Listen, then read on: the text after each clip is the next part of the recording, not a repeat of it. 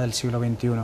Tú piensas que el grito, la humillación, de hecho yo me acuerdo un caso, precisamente trabajamos en coaching, que era un directivo que gritaba y además él asumía, dice, sé que les grito y muchas veces incluso les humillo porque lo hago públicamente, y era capaz de reconocerlo, pero él decía, que me entiendan, que comprendan que este es mi carácter, pero claro, a una persona que has humillado públicamente en la organización, la has perdido. Vendrá físicamente, pero no va a venir ni con su corazón, ni con su compromiso, ni con su mente para estar críticamente contigo. Tenemos muchísimos casos de eso. Nosotros hemos hecho muchas evaluaciones de clima, que a veces yo casi digo, a veces bromeando, casi un 50-60% de una evaluación de clima, que es preguntar a la gente si se sienten satisfechos, qué les pasa, cómo mejorarían. Es casi una telenovela. Este me dijo una vez, después no cumplió, la empresa me dijo, es todo un cúmulo, sobre todo hay muchos elementos emocionales que no han sido solventados durante años y al final eso se está quedando en los empleados. Claro, que se quede eso, ya sabes lo que provoca. Emociones negativas provocan fundamentalmente paralización de la gente, con lo cual baja productividad, no creatividad, el elemento del miedo que se da casi en un tercio de nuestras propias empresas, no compromiso. ¿Es eso lo que en realidad quiere nuestro empresario bajo estos modelos de control? Yo creo que esa es la pregunta que hay que hacer. Yo además querría aportar que está también muy comprobado cómo disminuye tu memoria, disminuye tu concentración, disminuye tu capacidad resolutiva, y no podemos obviar también que puede unirse a procesos de burnout, de estar quemado y de bajas laborales. Y bueno, no es una situación desde luego deseable. I què s'ha de fer per evitar situacions d'aquest tipus? Para mí la verdad es que dentro de la cultura de la organización, como decía Roberto, ¿no? Ir cambiando un poquito los marcos de referencia, entender que el líder, entender que desde la propia dirección el recurso humano, y más en los tiempos que corren, ese intangible es absolutamente prioritario. No se trata de tratar bien a la gente, eso se da por supuesto por sentado, se trata de sacar lo mejor, de realmente ese potencial y ese talento que tanto ha costado seleccionar, seamos capaces de darle rienda suelta para que pueda aflorar. Yo creo que lo más triste son organizaciones que les cuesta mucho encontrar las personas y una vez dentro, en poco tiempo, hay un descenso significativo de su potencial, de su rendimiento óptimo. En ese sentido, ¿qué podemos hacer? Motivar. Y eso tiene mucho que ver con escuchar. Yo recuerdo las investigaciones recientes y hablan de que el líder más o mejor puntuado es aquel que su gente dice, sabe cuáles son mis necesidades de desarrollo y sabe cómo cumplir con ellas. No olvidemos que la gente, además de querer sentirse segura, quiere desarrollarse. Utilicemos estas dos necesidades básicas. La seguridad es una de ellas, proporcionémosela, pero también el afán de desarrollo es algo motivador, inherente a nosotros. Queremos desafiarnos, la empresa tiene que ayudar, tiene que generar un clima en el cual el desafío sea posible. Creo que este de alguna manera sería como el prisma más óptimo para sacarlo mejor. Hay más cosas que yo añadiría, por ejemplo, el tema del reconocimiento, como fuentes motivacionales. De hecho, cuando se habla de motivación en la empresa, se habla casi como una especie de cajón desastre, nadie sabe en realidad. Dices, hemos recibido 100.000 cursos de motivación, pero nadie sabe en realidad cómo hacerlo. Hay una fuente fundamental que es el reconocimiento, decirle a las personas cuando están haciendo bien su trabajo. Lo que pasa es que bajo modelos de control, bajo empresas que funcionan bajo este planteamiento que habíamos dicho antes, el empresario a veces tiene miedo de reconocer un trabajo bien hecho porque dice que a los 5 segundos lo va a tener en el despacho pidiéndole una subida salarial. Claro, cuando en una organización solo se habla de dinero, yo digo siempre que es una organización enferma. Las organizaciones tienen que gestionar más cosas que el dinero. Tiene que haber un intercambio con el empleado, un contrato psicológico en este caso diferente. Entonces el reconocimiento no es más que decirte que estás haciendo bien tu trabajo, reconocértelo para que incluso, fíjate, cuando te lo reconozco una vez, 2 veces, pasa una semana, otra vez, hay una 5ª semana donde te digo, esta vez no ha salido bien y deberíamos mejorar porque hemos tenido fracaso. Pero cuando yo se lo digo a esa persona, ya no le estoy afectando la autoestima porque le he reconocido durante 5 semanas el trabajo bien hecho. Pero en la organización solo se reconoce el trabajo mal hecho. Entonces el trabajo bien hecho se oculta. Entonces llega un momento en que la persona se le ataca la autoestima porque dices que solamente me llaman la atención cuando hago el trabajo mal, pero el bien hecho no me dicen nada. Claro, llega un momento en que al final aprendes a ir desconectando emocionalmente o desconectándote emocionalmente de la organización. Ahí tenemos un problema. Segundo, los líderes deben ser asertivos emocionalmente, deben saber trabajar emocionalmente y comunicarse emocionalmente.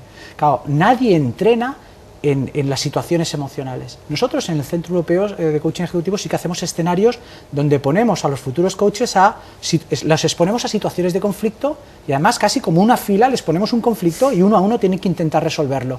No lo resuelves, a la cola, no lo resuelves, a la cola. Y así les entrenamos, porque así sabemos que cuando tengan un conflicto ellos ya tienen el entrenamiento. Pero eso no pasa con nuestros directivos no se entrenan en la emoción, el entrenamiento lo hacen en la situación real y así nos va. Cuando viene una situación real no sabes cómo afrontarla, la afrontas mal porque no has sido entrenado y en realidad aprendes con la experiencia cuando ya has quemado, como digo yo, en este proceso de burnout a muchos de tus mejores empleados, que por cierto se te van de la organización. Y la pregunta es, ¿quién se te queda después? Imagínate. Dime, Raquel. No, yo recuerdo que siempre se ha dicho, no sé si ahora cambiará con los tiempos en los que vivimos, que las personas no se van de las empresas. Se van porque ya no soportan más trabajar con el que hasta ese momento era su jefe o su jefa. Y esto es un dato que en todas las encuestas reiteradas, y nosotros lo vemos diariamente en los procesos de coaching ejecutivo, aparece. Y bueno, era un poquito reafirmar lo que Robert estava comentando.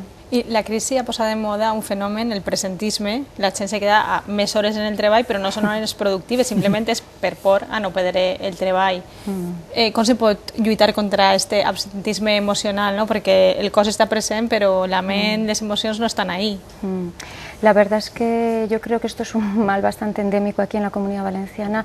Directamente está relacionado, como yo te decía, con la cultura de esa empresa, qué valores operan allí, si es un poco más bien lo que se ve o realmente hay algún tipo de medición más allá, ¿no? ¿Se puede ser coherente o no se puede ser coherente? Yo creo que la coherencia es cuando uno realmente puede mostrarse tal y como es y ya deja de hacer méritos. Realmente su propia presencia solo estará cuando es necesaria. Yo siempre, y Robert, tú también lo conocerás, vuelvo a tantos y tantos estudios como hemos hecho desde la psicología que una y otra vez concluyen que más horas es menos rendimiento. Las personas están más cansadas y más saturadas. Es así. Es decir, ¿qué tendríamos que lograr? Transmitir a los jefes que ellos deberían de ser los primeros en exigir a su gente el estricto cumplimiento del horario. Esa sería una de mis iniciativas. Exigirlo y pedirles que, por lo tanto, tienen que ser capaces de organizarse en ese tiempo para ser suficientemente resolutivos. Si no, algo está pasando. Si no eres capaz de hacer las cosas en el tiempo que tienes que hacerla. No podemos olvidar la doble o triple jornada. Somos seres humanos. Después del trabajo necesitamos descansar y necesitamos también actividades de ocio. Si no, el sistema se va a colapsar. Con lo cual tenemos a gente que, aunque está más presente, como tú decías, está cansada, está agotada, no está operativa. Por lo tanto, si tienen que dejar toda esa historia, necesitamos jefes que simplemente les pidan resultados, no imagen, no presencia, no apariencia, y que entiendan también y hagan compatible la vida personal con la vida profesional. Esto es muy importante. Es un dato, además, a mí me interesa mucho este tema porque yo creo que desde hace mucho tiempo estamos, no solo desde la universidad, sino desde nuestra asociación AECOP y desde el Centro Europeo, desde todos nuestros organismos estamos intentando generar ese cambio, en este caso en los propios directivos. Yo he de decir que entiendo al empresario en el sentido de que al final llevas un negocio, has puesto toda tu responsabilidad en el negocio, te estás jugando tu familia, tu dinero, etcétera, y reconozco que entra miedo. La cuestión es cómo gestionas el miedo ante un negocio. Y entonces, ante el miedo ante un negocio, una de las principales respuestas de nuestros directivos españoles es precisamente con el fenómeno que tú estás diciendo. Es decir, estate cuantas más horas mejor. Pero eso funciona bajo un modelo en economía que se llama productividad por hora. Cuantas más horas, entonces, más productivo.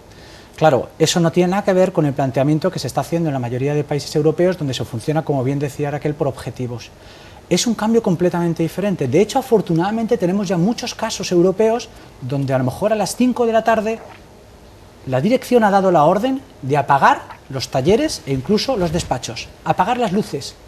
Y si alguien se queda con la luz encendida pequeñita de su ordenador o algo, acercarse y preguntarle qué está pasando que no ha sabido trabajar o planificarse durante el día para tener que quedarse por la tarde. ¿Tú te imaginas ese escenario por aquí? Es la primera pregunta, decirle a un empresario, ¿usted estaría dispuesto a apagar las luces? Entonces sabes claramente dónde ubicarlo, en un modelo o en otro. Pero reconozco que hay una parte de miedo del empresario que tenemos que atacar antes, no solamente decir, eso no está bien, no. Hay que intentar entender ese miedo y gestionar mejor y decir, tenemos otros modelos que al final funcionan mejor, dan más productividad Y esa es la parte que igual nos interesa seguir demostrando más, ¿no? Igual hoy aquí que con resultados o investigaciones como las que jo muchas veces saco des de la universitat.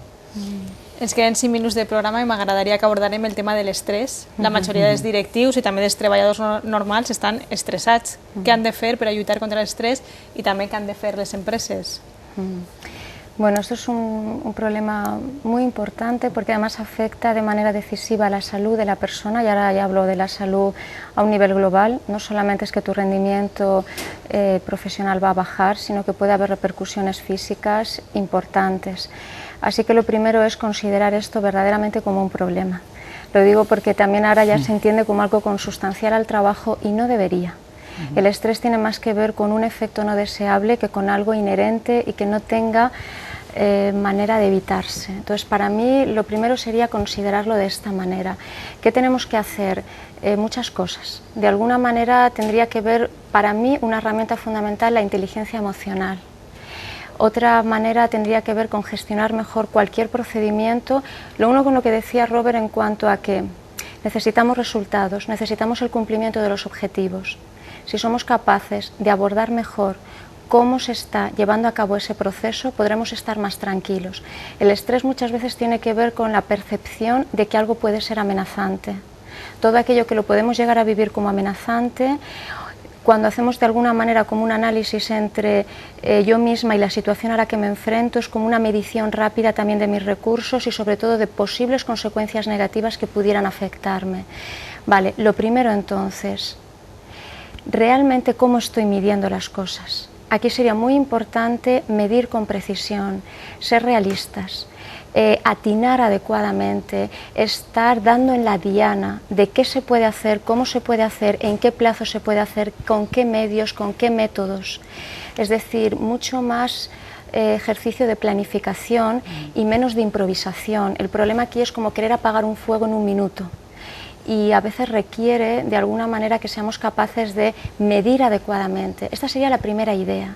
Además de esto, muchísimas herramientas que se están viendo muy útiles. Entrenarte en gestión emocional está siendo una de las más efectivas, pero también entrenarte a utilizar cualquier técnica de relajación. Y entendamos relajación de una manera muy determinada en este contexto. Relajarte para estar en atención plena, estar absolutamente disponible, no relajarte para disponerte a ir a dormir. Esto es una confusión también interesante, pero en coaching ejecutivo entrenamos a la persona para que esté absolutamente operativa, absolutamente en un estado pleno, en el cual puede rendir con objetividad. Algo también muy útil, un cierto optimismo. El optimismo tendría que ver con la esperanza, con la sensación de autoeficacia. Soy capaz, voy a poder. Simplemente qué necesito y a quién tengo o en qué puedo apoyarme.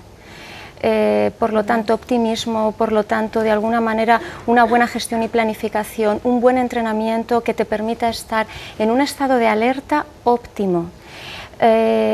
Por supuesto, también tendría que ver con el ejercicio físico, no lo puedo obviar. Todos los resultados avalan, por eso también lo importante de compaginar las dos jornadas. Yo necesito tener tiempo también, ¿vale? Muchas cuestiones también de higiene en el sentido de una buena alimentación, de un buen descanso. Aquí la dimensión persona se une muchísimo, ¿de acuerdo?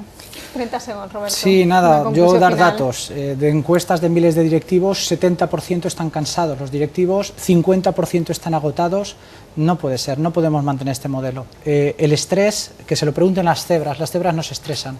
Y nuestros directivos no los podemos tener hora tras hora estresados, porque además hay resultados de efectos cardiovasculares, efectos de baja defensa del sistema inmunológico, y al final son bajas y generan baja productividad. Es un problema que después afecta a la persona, porque eso después te lo llevas a tu vida personal, porque acabas no teniendo ni vida personal.